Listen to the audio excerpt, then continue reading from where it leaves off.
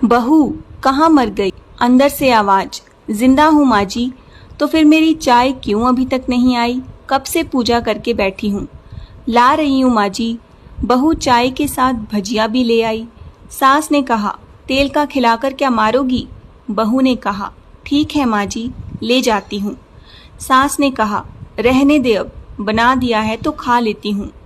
सास ने भजिया उठाई और कहा, कितनी गंदी भजिया बनाई है तुमने। बहू, माँ जी मुझे कपड़े धोने हैं, मैं जाती हूँ। बहू दरवाजे के पास छिपकर खड़ी हो गई। सास भजिया पर टूट पड़ी और पूरी भजिया खत्म कर दी। बहू मुस्कुराई और फिर अपने काम पर लग गई। दोपहर के खाने का वक्त हो चला था। सास ने फिर आवाज लगाई, कुछ खाने को मिलेगा? बहू ने आवाज नहीं दी। सास फिर चिल्लाई, भूखे मारोगी क्या? बहू आई, सामने खिचड़ी रख दी। सास गुस्से से, ये क्या है? मुझे नहीं खाना, इसे ले जाओ। बहू ने कहा, आपको डॉक्टर ने दिन में खिचड़ी खाने को कहा है, खाना तो पड़ेगा ही। सास मुंह बनाते हुए, हाँ तू मेरी माँ बन जा। बहू फिर मुस्कुराई और चली गई। आज इनके घर पर पूजा थी। बहू सुबह 4 बजे से उठ गई। पहले स्नान किया, फिर फूल लाई, माला बनाई, रसोई साफ की, पकवान और भोज बनाया। सुबह के 10 बज गए। अब सास भी उठ चुकी थी। बहू अब पंडित जी के साथ भगवान के वस्त्र तैयार कर रही थी। आज ऑफिस की छुट्टी भी थी। उनके पति भी घर पर थे।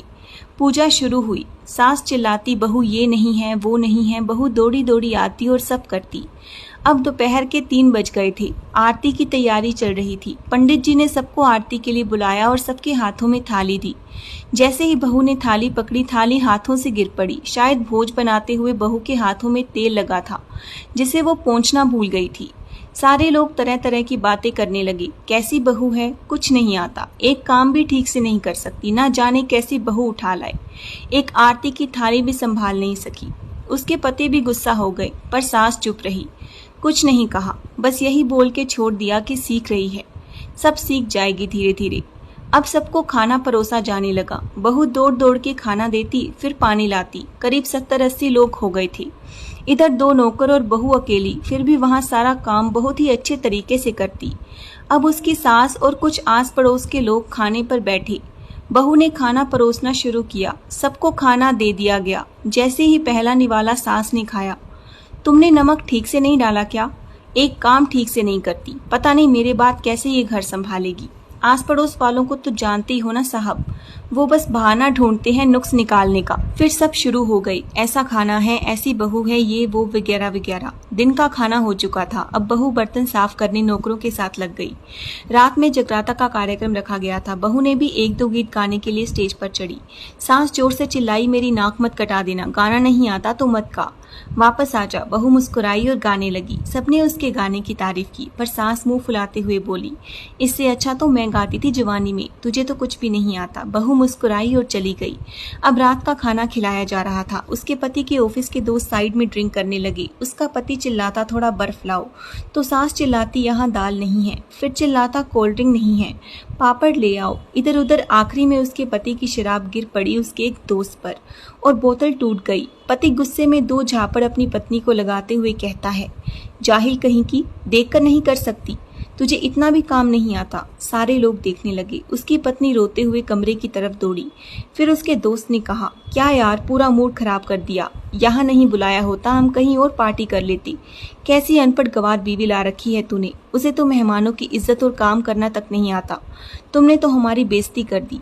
अब आस पड़ोस की औरतों को और बहाना मिल गया। कहने लगी, देखो क्या कर दिया तुम्हारी बहू ने, कोई काम की नहीं है। मैं तो कहती हूँ अपने बेटे की दूसरी शादी करा दो, छुटकारा पाओ इस गंवार से। सास उठी और अपने बेटे के पास जाकर उसे थप्पड़ मारा। कहने लगी, अरे नालायक, तूने मेरी बहू को मारा, तेरी हिम्मत कैसे हुई, तेरी टांग तोड़ दूंगी। उसके बेटे के दोस्त कुछ कहने ही वाले थे कि उसकी माँ ने घूरते हुए कहा, चुप, बिल्कुल चुप, यहाँ दारू पीने आए हो, जबकि पता है आज पूजा है और तुम्हें पार्टी करनी है। कैसे संस्कार दिए हैं माता पिता ने। और किसने मेरी बहू को जाहिल बोला? जरा इधर आओ, चप्पल से मारूंगी अगर मेरी बहू को किसी ने शब्द भी कहा तो। अरे पापी, तूने उस लड़की को बस इसलिए मारा कि तेरी शराब टूट गई। वो बच्ची सुबह 4 बजे से उठी है, घर का सारा काम कर रही है, ना सुबह से नाश्ता किया, ना खाना खाया। फिर भी हंसते हुए, सबकी बातें सुनते हुए, ताने सुनते हुए घर के काम में लगी रही। तेरे यार दोस्तों को वो अच्छी नहीं लगी? जूते से मारूंगी तेरे दोस्तों को जो कभी उन्होंने ऐसा कहा। उसके यार दोस्त चुपके से खिसक गए। अब सास बहू के कमरे में गई और बहू का हाथ पकड़कर बाहर आई। सबके सामने कहने लगी, किसने कहा था अपनी बहू को घर से निकाल दूसरी बहू ले आना? जरा सामने आओ। कोई सामने नहीं आया। फिर सास ने कहा, तुम जानते भी हो क्या इस लड़की के बारे में? ये मेरी माँ भी है और बेटी भी। माँ इसलिए मुझे गलत काम करने पर डांटती है और बेटी इसलिए कभी कभी मेरे दिल की भावनाएं समझ जाती है। मेरी दिन रात सेवा करती है, मेरे हजार ताने सुनती है, पर एक शब्द भी गलत नहीं कहती, ना सामने ना पीठ पीछे। और तुम कहते हो दूसरी बहू ले आऊं। याद है ना छुटकी की दादी अपनी बहू की करतूत? सास ने गुस्से से पड़ोस की महिला को कहा, अभी पिछले हफ्ते ही तुम्हें मियाँ बीवी भूखे छोड़ घूमने चले गए थे। मेरी इसी बहू ने 7 दिनों तक तुम्हारे घर पर खाना पानी, यहाँ तक कि दूसरे तुम्हारे पैर भी दबाने जाती थी। और तुम इसे जाहिल बोलती हो। जाहिल तो तुम सब हो जो कोयले और हीरे में फर्क नहीं जानते। अगर आइंदा मेरी बहू के बारे में किसी ने भी एक लफ्ज़ भी बोला तो मुझसे बुरा कोई नहीं होगा, क्योंकि ये मेरी बहू नहीं मेरी बेटी है। बहू सिसकियाँ लेते हुए फिर कमरे में चली गई। सास ने एक प्लेट उठाई और भोजन परोसकर बहू के कमरे में खुद ले गई।